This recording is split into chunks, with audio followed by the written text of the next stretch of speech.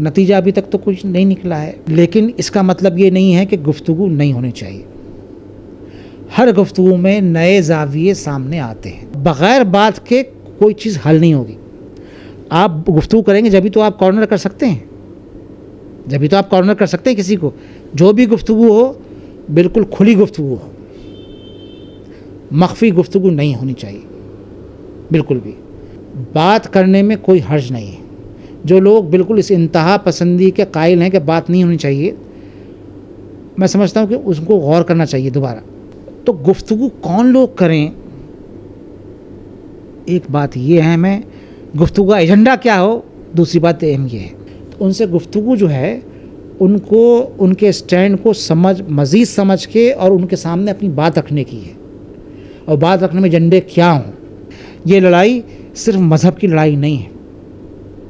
मज़हब की लड़ाई तो बनाना चाहते हैं। ये लड़ाई जो है, ये लड़ाई पॉलिटिकल इक्वलिटी की लड़ाई है, ये कॉन्स्टिट्यूशन की लड़ाई है। आरएसएस से गुफ्तगू का सिलसिला सबसे पहले शुरू किया था जमात इस्लामी ने 75 के बाद,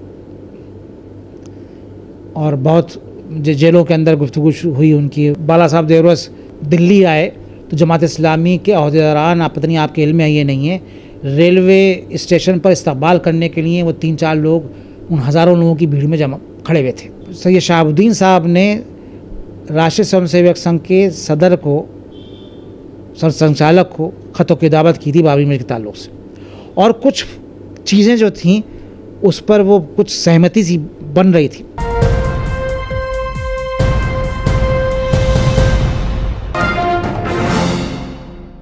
अगर मुस्लिम तंजीमों के, जो देश की एक बड़ी मुस्लिम जमात है, उसके अध्यक्ष का एक बयान सामने आया कि आरएसएस चीफ या आरएसएस के साथ संवाद होना चाहिए मुसलमानों का। अक्सर इस तरह के बयान आते हैं। मौलाना अरशद मदनी ने भी मुलाकात की थी, उसके अलावा पहले और भी मुलाकातें होती रही हैं। तो क्या मानते हैं इसको, क्या इससे कुछ हासिल होने वाला? देखिए, मौलाना अरशद मदनी साहब की संजीदगी, उनके विजडम, उनके दर्द पर सवालिया निशान लगाना या ज़्यादती की बात है, बहुत ज़्यादती की बात होगी। मौलाना अरशद मदनी उम्र के उस हिस्से में हैं जब सब कुछ देख चुके हैं। 84 साल की ग़ालिबन उनकी उम्र हो रही है या 83 साल की उम्र हो रही है। उनके दिल में दर्द है, वो चाहते हैं कि भाई हालात बेहतर हों।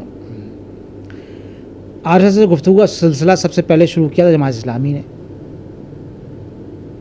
75 के बाद, और बहुत जेलों के अंदर गुफ्तगू हुई उनकी और आरएसएस वालों। बाद में 77 में जब बाला साहब देवरस दिल्ली आए तो जमात इस्लामी के अहदेदारान, आप पता नहीं आपके इल्म में ये नहीं है, रेलवे स्टेशन पर इस्तकबाल करने के लिए वो 3-4 लोग उन हज़ारों लोगों की भीड़ में जमा खड़े हुए थे। उन्होंने बहुत गुफ्तगू करी। भाई जेल में तो बहुत गुफ्तगू होती है ना, यही टाइम ही होता है, यही बात करनी है वहाँ तो। और दावत, उनका अखबार है दावत, उसके अंदर और रेडियंस के अंदर उस ज़माने में उसकी कुछ गुफ्तगू की कुछ झलक भी मिलती थी और वो बात भी करते थे। लेकिन एक दिन उनको समझ में आया, रातों रात आया या अपने तजुर्बे से आया कि गुफ्तगू से कोई फ़ायदा नहीं। ये भी एक तारीख़ है। हज़रत मौलाना असद मदनी साहब अलैहिर्रहमा ने जब वो हयात थे, सन 75-70 की दिहाई के बाद, नहीं उससे पहले बाबरी मस्जिद के मसले के ऊपर सैयद शहाबुद्दीन साहब ने राष्ट्रीय स्वयंसेवक संघ के सदर को, संचालक को ख़तों की दावत की थी बाबरी मस्जिद के ताल्लुक़ से, और कुछ चीज़ें जो थीं उस पर वो कुछ सहमति सी बन रही थी। शहाबुद्दीन साहब किसी एक ख़त से समझ गए कि ये सब क्या है, तो उन्होंने वो डॉक्यूमेंट एक किताबचे की शक्ल में छाप दिया था, जो कॉरेस्पॉन्डेंस हुई थी। वो गुफ्तगू नहीं हुई थी, कॉरेस्पॉन्डेंस हुई थी। और वो एक आध ख़त नहीं था, मुतवातिर बहुत सारे खतूत थे। ज़ाती गुफ्तगू में और मरासलात में तो फ़र्क होता है ना। मरासलात तो हिस्ट्री का हिस्सा बन जाते हैं, उसको आप जो है इनकार नहीं कर सकते, सबूत हो जाता है। तो आरएसएस ने ये कह के उसके बाद कर दिया था कि अब हम, चूँकि वो सब खतूत जो हैं वो पब्लिक हो गए हैं, तो हम जो है अब इस पर वो नहीं करेंगे, बातचीत नहीं करेंगे। खैर, फिर तीसरा मौका आया, हज़रत मौलाना सैयद असद मदनी अलैहिर्रहमा ने आरएसएस के लोगों को अपने दफ्तर में बुलाया। 2-3 बार उनके दफ्तर में वो आए। मुझे ये इल्म नहीं है कि वो भी गए या नहीं गए, लेकिन एक गुफ्तगू का सिलसिला शुरू हुआ। मौलाना असद मदनी साहब अब गए, नजीम संग साहब और अपने रफ़ाक़ा के साथ उनसे 2-3 दफ़ा गुफ्तगू कर चुके हैं। नतीजा क्या निकला है, इस पर लोग बराबर सवाल करते हैं। नतीजा अभी तक तो कुछ नहीं निकला है, लेकिन इसका मतलब ये नहीं है कि गुफ्तगू नहीं होनी चाहिए। हर गुफ्तगू में नए ज़ाविये सामने आते हैं, नए एंगल जो हैं वो उनके बारे में मालूम होता है, नई फ़िक्र के बारे में मालूम होता है। संघ का मामला ये है कि संघ अपने स्टैंड को आम हालात में भी, मुसलमानों के ताल्लुक से नहीं, आम हालात में भी जहाँ उसको कन्वीनियंट लगता है बदलता रहता है। अब निक्कर नहीं पहनेंगे, अब पैंट पहनेंगे, अब सिर्फ डंडा नहीं चलाएंगे, अब जो है हम एक्रोबैटिक भी करेंगे, है ना ये सब। तो वो एमएनसी के लड़कों को कैसे करने के लिए, मल्टीनेशनल कंपनी के लड़कों को कैसे अट्रैक्ट करने के लिए क्या काम करें, वो करेंगे। कौन सी किताब पुरानी है उसमें से अब नई एडिशन छप रही है, उसमें से कौन सा हिस्सा निकालेंगे। बहुत अहम बात है कि अगर किसी संचालक की किताब का कोई हिस्सा या कोई भी थिंकर रहा हो आरएसएस का, उसकी पुरानी किताबों का कोई हिस्सा निकाला जाए, अगर निकाला गया है ये तो, और निकाला जाए तो कितनी अहम बात है ये बड़ा अहम ये वो है, शिफ्ट है।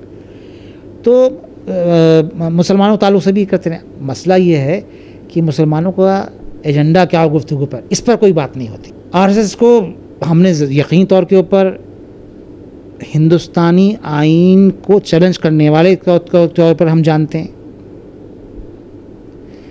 आपको मालूम है कि 47 के बाद, 50 के बाद आइन जब बना था तो उन्होंने आइन की मुखालफत की थी, मालूम है आपको, और कहा था ये हमारा आइन ही नहीं, ये भारत का आइन हो ही नहीं सकता जो बनाया जा रहा है, बनाया गया। अरे कई बहुत सारी बातें झंडे को उन्होंने 50 साल लगा दिए। जब 50 साल के बाद झंडा लगाया तो आपने भाई 50 साल पहले क्यों नहीं लगाया? ये शिफ्ट हुआ ना, ये एक गोल पोस्ट उन्होंने शिफ्ट किया ना अपना। तो मुसलमानों के ताल्लुक से भी वो अपने गोल पोस्ट शिफ्ट करते रहते हैं। पहले था कि सिर्फ ये बाबरी मस्जिद हमें चाहिए, अब और मस्जिद भी चाहिए, उसके बाद और मस्जिद भी चाहिए।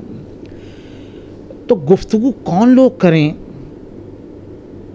एक बात ये है, मैं गुफ्तगू का एजेंडा क्या हो, दूसरी बात अहम ये है। अगर मेरे पास भी ख़त आया था विश्व हिंदू परिषद के कि हम गुफ्तगू करना चाहते हैं, ऑन रिकॉर्ड है ख़त, वो मतलब मुशावरत के प्रेसिडेंट की हैसियत से आया था ख़त वो, लेकिन हमारे यहाँ उस पर अभी गुफ्तगू ही हो रही थी कि जिन लोगों ने अब मुशावरत के टुकड़े करने की कोशिश की है उन्होंने मुझ पर मुकदमा करवा दिया, वो बात बीच में रह गई थी। खैर वो एक अलग कहानी। तो बहुत अहम बात यह है कि गुफ्तगू का एजेंडा क्या हो। हम सारी बात जो है, जो मैं समझता हूँ, हमारा मज़हब के ऊपर हमारा पूरा जो है ज़ोर रहता है कि इस्लाम और हिंदुइज़्म, इसमें टकराव नहीं होना चाहिए। ये एक बड़ा मुद्दा है, लेकिन उससे कम मुद्दा ये नहीं है कि हम पॉलिटिकल राइट्स पर बात करें, उनसे सियासी हुकूक पर। हमारे इस मुल्क में सारा झगड़ा तक़सीम वतन जो हुई है सियासी हुकूक की वजह से तो हुई है कि मुसलमानों को सबसे पहले तो सावरकर ने कहा था ना ये बात कि तक़सीम होनी चाहिए, दो अलग अलग कौमें हैं। क्यों कहा था? क्योंकि इसलिए कहा था क्योंकि उसको सावरकर किसके साथ था, आपको मालूम है सावरकर किसके साथ था? संघ के साथ तो था ना सावरकर, संघ का आइडियोलॉग था वो। इसलिए था कि मुसलमानों को हाशिए पर रखना है। जब आप ये कहते हैं कि ये बाहरी लोग हैं, एक तरफ आप ये कहते हैं कि हमारा डीएनए एक है, एक तरफ आप कहते हैं बिहारी लोग हैं। जब बाहरी हैं तो फिर डीएनए एक कैसे हो सकता है, और डीएनए एक है तो फिर बाहरी कैसे हो सकते हैं? ये बड़ा कॉन्ट्राडिक्टिंग उनका स्टैंड है, मुझे आज तक नहीं समझ में नहीं आया। और दूसरी बात ये है कि कुछ लाख पठानों को छोड़ के, और 40-50 लाख होंगे पूरे मुल्क के अंदर जो अफ़गानिस्तान से यहाँ आए थे। सारे अशराफ तो चले गए थे, यहाँ से पाकिस्तान चले गए थे, तो 40-50 लाख होंगे वो पठान। उनको छोड़ के और कुछ हमारे सादात जो हैं, हमारे जो असली सादात हैं, वो भी कुछ लाख ही होंगे। बाकी तो सब यहाँ पे यहीं के लोग हैं। तो फिर वो भारी कहाँ से हो गए? उनके आप पॉलिटिकल राइट्स को आप कैसे आप गज़ब कर सकते हो? उन पर डाकाजनी कैसे डाल सकते हो? तो ये जो कंट्राडिक्टरी स्टैंड्स संघ परिवार के हैं, इनको समझने की ज़रूरत है। ये लड़ाई, मेरी अपनी राय में, मैं बहुत हिस्ट्री का जैसे छोटा सा तालिब इल्म हूँ, ये लड़ाई सिर्फ मज़हब की लड़ाई नहीं है। मज़हब की लड़ाई तो बनाना चाहते हैं, ये लड़ाई जो है, ये लड़ाई पॉलिटिकल इक्वलिटी की लड़ाई है, ये कॉन्स्टिट्यूशन की लड़ाई है। इस पर हम बात नहीं करते। अब नज़ीर जंग साहब के साथ जमात इस्लामी के उस वक़्त के एक मिली उमूर के सेक्रेटरी जो थे, वो गए थे उस डेलीगेशन के अंदर, अखबारात में आई थी। मतलब मुझे हैरानी होती है कि हमारी पॉलिटिकल विजडम लीडरशिप की कहाँ है। अंदर की रिपोर्ट नहीं थी वो। टाइम्स ऑफ इंडिया के कॉरेस्पॉन्डेंट ने उन मौसूफ से ये पूछा कि आपकी गुफ्तगू क्या हुई। जमीयत उलमा पे तो हम लट लेके दौड़ने की कोशिश कर रहे हैं।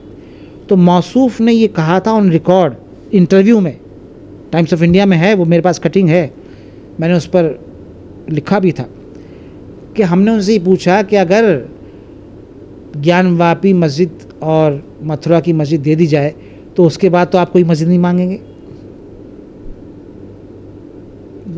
नजीब जंग साहब जो जमात इस्लामी के मिली उमूर के और मुल्की उमूर के जो सेक्रेटरी गए थे, उन्होंने ये बात कही थी। मैं नाम नहीं लूँगा उनका, उस ज़माने देख लीजिए आप उठा के। तो ये सारा मसला जो है ना, पॉलिटिकल विजडम का है। जिन लोगों की पॉलिटिकल विजडम है, उनको बैठकर बात करनी चाहिए कि इसको किस तरह बात करें, और बग़ैर बात के कोई चीज़ हल नहीं होगी। आप गुफ्तगू करेंगे जब भी तो आप कॉर्नर कर सकते हैं, किसी को। अगर कोई फ़र्द हो, कोई जमात हो, कोई तहरीक हो, उसको समझने, अब समझ तो हमने लिया है। ऐसा एजेंडा कौन सा आरएसएस का है जिसको हिंदुस्तान के शहरी नहीं जानते हैं? सब जानते हैं ना इस बात को। तो उनसे गुफ्तगू जो है, उनको उनके स्टैंड को मज़ीद समझ के और उनके सामने अपनी बात रखने की है। और बात रखने में एजेंडे क्या हों, फ़ोटो के लिए वहाँ नहीं जाना चाहिए, अखबार में छपने के लिए नहीं जाना चाहिए। आरएसएस के सरसारांक ने अभी एक 50-60 लोगों को बुलाया था, आपने देखा होगा। कौन कौन लोग थे उसमें? 2-4 नामों के अलावा, जो मैंने वो लिस्ट देखी, 2-4 नामों के अलावा उसमें कोई भी ऐसा नाम नहीं है। नहीं, प्रोमिनेंट नहीं, प्रोमिनेंट तो कुछ लोग हैं उसके अंदर, लेकिन एक मसला तो ये कि प्रोमिनेंट का नहीं है। मुस्लिम जमात का हेड होने का मतलब ये नहीं है कि वो पॉलिटिकल विजडम उसके अंदर हो। माफ़ कीजिएगा, बिल्कुल। इंटेलेक्चुअल होने का मतलब ये नहीं है उसमें पॉलिटिकल विजडम हो। पॉलिटिक्स तो बिल्कुल एक अलग आर्ट है सर, एक अलग आर्ट है। जब तक पॉलिटिकल विजडम के लोग उस बात को, उसमें उलमा भी हों, उसमें पॉलिटिकल विजडम के लोग भी हों, उसमें कुछ और लोग भी हों, जब तक मुश्तरका तौर पर बात, वो अपना फ़ोटोशॉप करते रहते हैं। वो बाहर बात नहीं जाना चाहिए। अरे भाई, बाहर क्यों नहीं जाना चाहिए?